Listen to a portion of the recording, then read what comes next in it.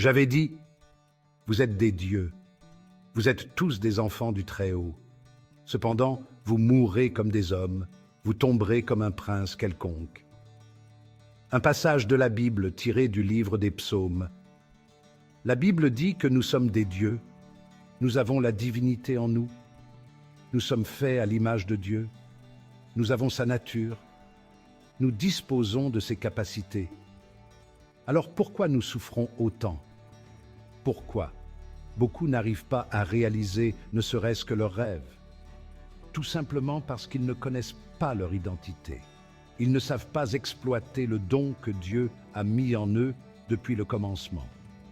Si tu veux découvrir ce que très peu de personnes savent et appliquent pour réaliser des choses extraordinaires, reste jusqu'à la fin, like et surtout, abonne-toi à ma chaîne. Dans cette vidéo, je ferai beaucoup référence à la Bible, mais vous pouvez chercher l'équivalent de ces paroles dans vos livres de référence.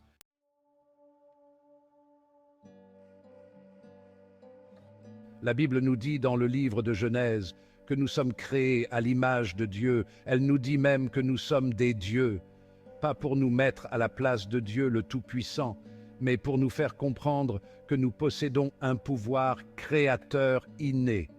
Et c'est notre esprit qui nous donne cette capacité créatrice. Notre esprit a une puissance incroyable. Les plus grands auteurs en développement personnel vous diront que vous êtes l'architecte de votre propre vie. Cela signifie que nous avons le pouvoir de penser ce que nous sommes. Je l'ai expérimenté et beaucoup avant moi l'ont fait. Et il sera ainsi jusqu'à la fin des temps. Le pouvoir de la pensée est réel. Qu'elle soit positive ou négative, la pensée est tellement puissante qu'elle influence nos résultats, qu'on le veuille ou pas. Salomon dans la Bible disait « C'est ce que je redoute qui m'arrive ». C'est pour cela que vous entendrez dire qu'il faut avoir des pensées positives. Parce que vos pensées ont la capacité de se manifester dans la réalité. Vous me diriez donc, alors pourquoi je n'arrive à réaliser ce à quoi le pense pour ceux qui ont déjà commencé à pratiquer cet exercice? La raison est que vous pensez mal, vous ne pensez pas de la bonne façon, pour que vos pensées aient assez de puissance pour se manifester dans le monde physique.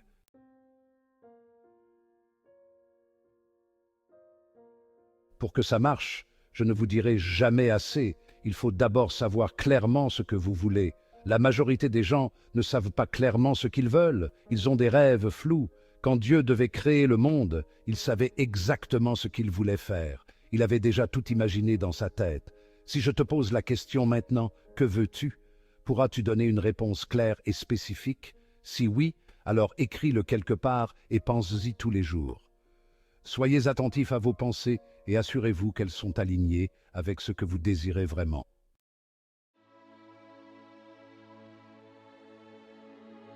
La Bible définit la foi comme la ferme assurance des choses qu'on espère, une démonstration de celles qu'on ne voit pas. Il faut croire en Dieu et il faut croire en vous. Croire que Dieu veut que vous ayez de bonnes choses et croire que vous avez la capacité d'accomplir ce que vous désirez. Vous devez croire que rien ne vous est impossible. Même si vous vivez dans une case aujourd'hui et que vous rêvez de vivre dans une somptueuse villa, vous devez croire que cela se fera. Le petit secret qui est juste collé à la foi, c'est la visualisation. Vous devez vous voir dans la maison, vous imaginer marchant dans votre jardin, nageant dans votre piscine, ressentir la joie que cela vous procure de marcher dans cette grande maison. Vous pouvez ne pas savoir comment ni quand cela se fera, mais si vous avez la forte conviction et que vous y pensez tous les jours, vous vous voyez dans la maison et que vous ne doutez pas que ce rêve se réalisera, je vous assure que vous verrez les choses se mettre en place autour de vous pour que votre rêve se réalise. Alors qu'attendez-vous? Cela ne vous coûtera rien. Prenez un moment chaque jour pour visualiser votre vie idéale et ressentez l'émotion comme si c'était déjà une réalité.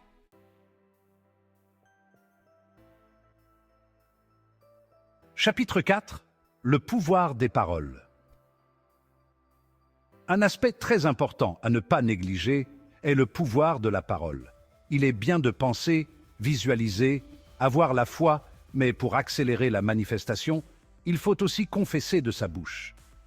Le livre de Proverbes dans la Bible dit que la vie et la mort sont au pouvoir de la langue. C'est-à-dire que vos paroles ont un impact direct sur votre réalité. Vous devez non seulement penser positif, mais affirmer positif. Les affirmations positives vont aider à reprogrammer votre esprit. Parce que nous avons tous développé des croyances limitantes dans notre enfance que seules les affirmations positives peuvent aider à vaincre. Dites des choses comme « je suis capable de réussir » ou « je mérite une vie abondante ». Répétez ces affirmations chaque jour. Refusez des paroles comme « vous êtes nul, vous n'y arriverez pas ». Déclarez votre rêve. La Bible dit que Dieu a fait toutes choses par la parole. Il dit et la chose arrive. Et donc, puisque nous avons la nature de Dieu, nous avons le pouvoir de dire et la chose arrive. Plus nous le dirons, plus la parole aura suffisamment d'énergie pour emmener à l'existence ce qui n'existe pas. Certains appellent ça faire des déclarations et d'autres faire des proclamations sur sa vie. C'est une pratique qu'il faut adopter. Il faut aussi faire des proclamations positives sur la vie de ses enfants. En tant que parent, ça a beaucoup de pouvoir.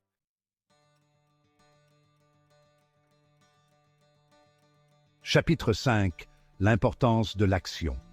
Si vous arrivez à dégager suffisamment d'énergie créatrice au travers de la combinaison synergique entre votre désir, vos pensées, votre foi et vos déclarations, vous verrez inévitablement des opportunités étonnantes se présenter à vous.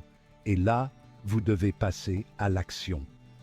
Le livre de Jacques dans la Bible nous rappelle que la foi sans les œuvres est morte. Pour matérialiser vos rêves, vous devez passer à l'action. Même si ce sont de petites actions qui vont vous mener vers votre objectif, faites-le. Ne négligez pas les petites opportunités qui se présenteront à vous. C'est peut-être le chemin vers votre objectif. Mais les actions ne se font pas au hasard. S'il y a un livre que j'ai aimé lire pour ses conseils, bien que n'étant pas totalement d'accord avec tout ce qui y est enseigné, c'est le livre « Réfléchissez et devenez riche » de Napoleon Hill. Il y est conseillé de planifier les étapes concrètes vers vos objectifs et de travailler quotidiennement pour les atteindre. Je peux vous assurer que si votre objectif est très grand, il est bien de le découper en différentes étapes que vous vous efforcerez à atteindre l'une après l'autre. Comme on le dit, il faut mener l'action. Quand on a un rêve, il faut se lever pour agir. N'attendez pas. Dès que vous avez l'occasion, agissez. La combinaison de la foi et de l'action est puissante. Mais retenez toutefois une chose, la providence divine est assez généreuse pour vous donner en une seule fois ce que vous désirez, sans pour autant passer par plusieurs étapes. C'est ça le miracle, c'est ça la grâce. Croyez en Dieu et croyez en vous.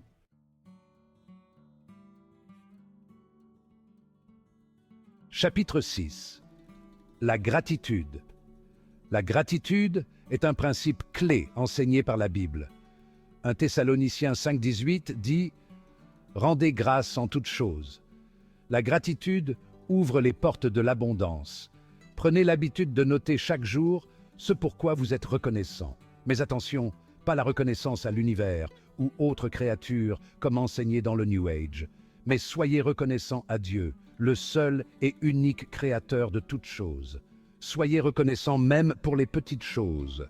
Cela attirera encore plus de bénédictions à vous.